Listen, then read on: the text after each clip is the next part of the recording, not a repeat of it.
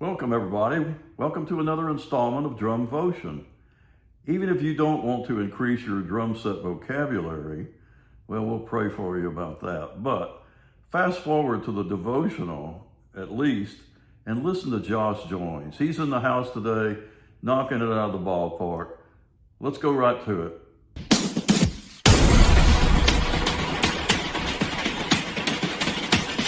Okay, the first tip of the day is a sticking pattern that's just starts with two rights.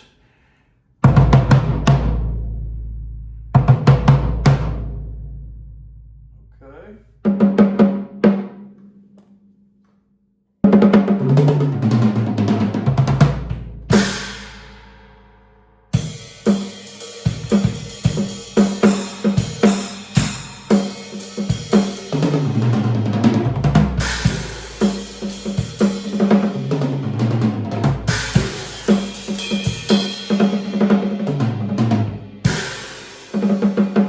Okay, the second tip of the day is we're going to use tip number one to help us go to tip number two. This is a musical ideal where we're going to splash a hi-hat or a cymbal before we go to a tom-tom fill that will build up to the chorus or an exciting part of the song, and I'll demonstrate. 1, 2, 3.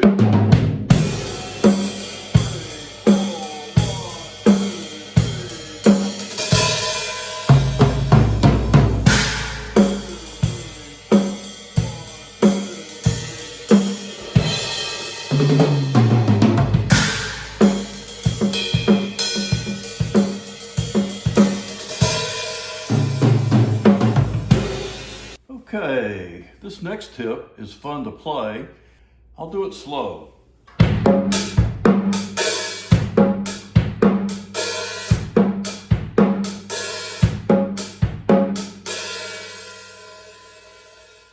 Now, when we put it over here on the little effect cymbal and the bell of the rod cymbal, it sounds kind of cool.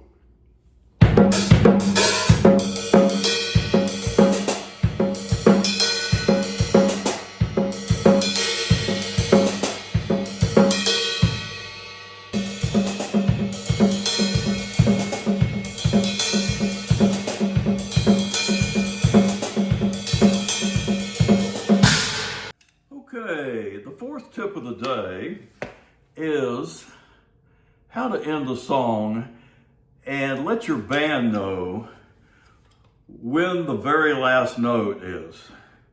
You know, some of the songs have like an in concert train wreck ending where everybody's free forming and it's usually an exciting moment, but we all have to end on the same note. But you've got to be the one to let them know where that note is. So the ideal is to get crazy things happening, and then when you finally get down to where you're coming down from small tom-tom to large tom-tom, you're going to retard some. So that's the cue. Oh, he's slowing down a little bit. He's getting ready for the final note. So it happens something like this. 1, 2, 3, 4.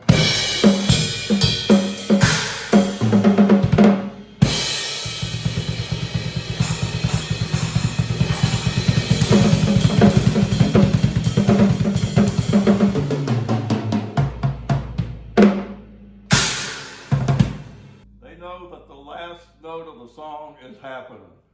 And then you cap it off with a floor tom at the end.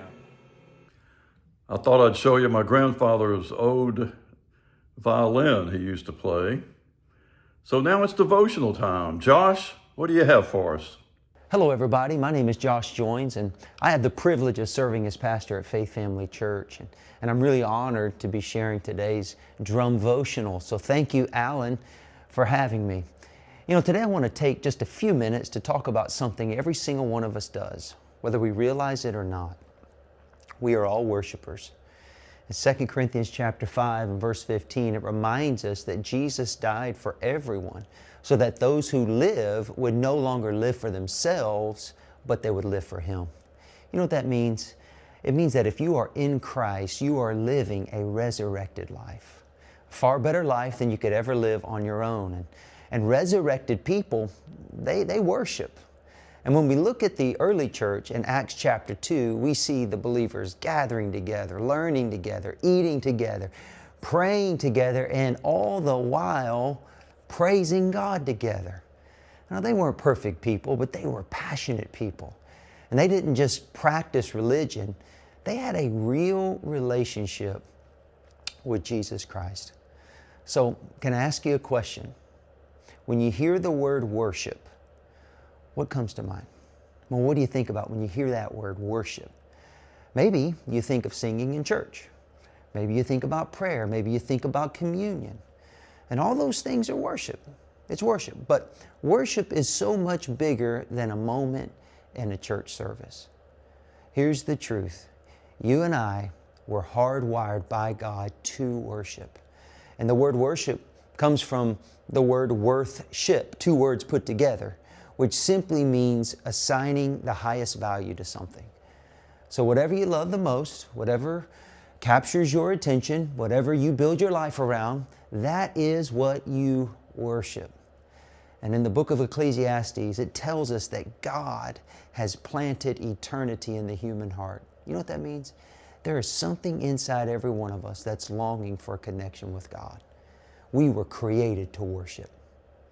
So our worship's not to be casual. It's not meant to be compartmentalized. Jesus said, love the Lord your God with all of your heart, with all of your soul, with all of your mind, and yes, with all of your strength. Not just the Sunday portion of your life, but every part. Romans 12:1 puts it this way, because of God's great mercy, offer your life as a living sacrifice. This is your true and proper worship. Did you catch that? Worship is not just singing. Worship is surrender. It's our response to God for who He is and all that He's done for us. So what does that look like practically? Well, first we worship when we focus our attention on God. I mean, we live in a world that's full of distractions, and choosing to pause to pray and turn our hearts towards Him, it's an act of worship.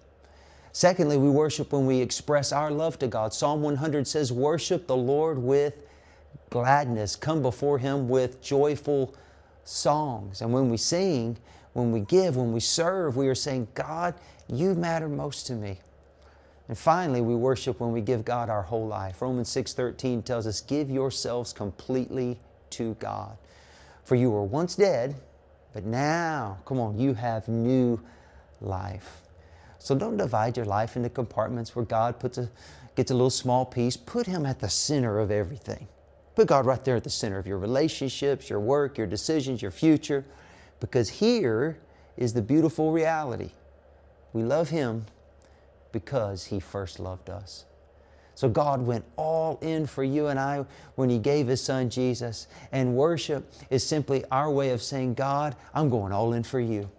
So today, take a moment, ask yourself, what am I valuing the most? What's most important to me? What's capturing my heart? Is God at the center? Let me encourage you, don't waste your worship on things that cannot satisfy.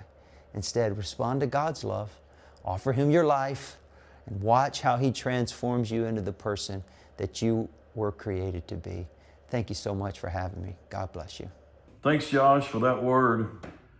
Folks, if you'd like to subscribe, hit the button at the bottom to keep getting these. If you have a comment or a prayer request, we'd love to honor that.